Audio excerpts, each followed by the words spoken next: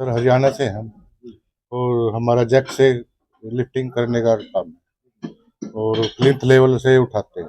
ये घर नीचा पड़ जा रहा है और जैसे सीवरेज लाइन का बैक मार जाता है और जो बरसाती पानी भर जाता है उसके कारण फिर कितने स्क्वायर फीट का है ये?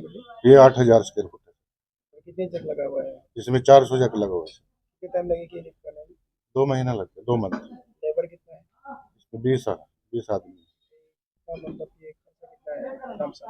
खर्चा इसमें 75% बचत है इसमें। हाँ जी। अगर कोई दूसरा लोग ये दुकान पे कर सकते हैं वो विजिट करने के लिए बुलाएगा तो जाएगा, देखेगा पहले मकान कैसा है, ऐसा नहीं है। कॉन्टैक्ट नंबर दे देगा सर। बोलिए तो आपका 9050014678। हाँ जी। হয় তাৰমানে কি হৈছে এতিয়া আজিকালি ধৰি লওক আমাৰ গুৱাহাটীৰ ৰাস্তা ঘাটবিলাক আকৌ নতুনকৈ বনাইছে, ওখ হৈ গৈছে।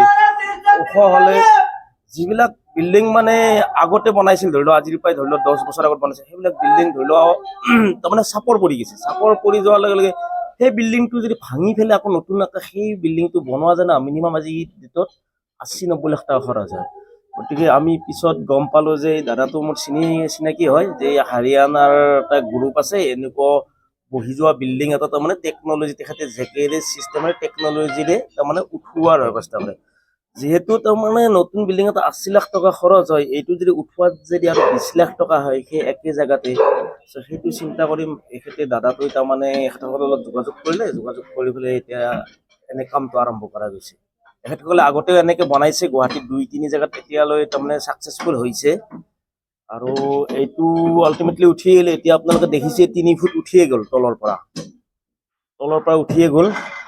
গতিকে চাওঁ আৰু কিমান হেৰিৰ মতে হয়। নিশ্চয় এখেতসকলৰ এই টেকনলজিটো ছাকচেছফুল হোৱাৰ পিছত আমাৰ গুৱাহাটীত এনেকুৱা বহুত মানুহ আছে, তেখেতসকলেও নিশ্চয় সুফল পাব।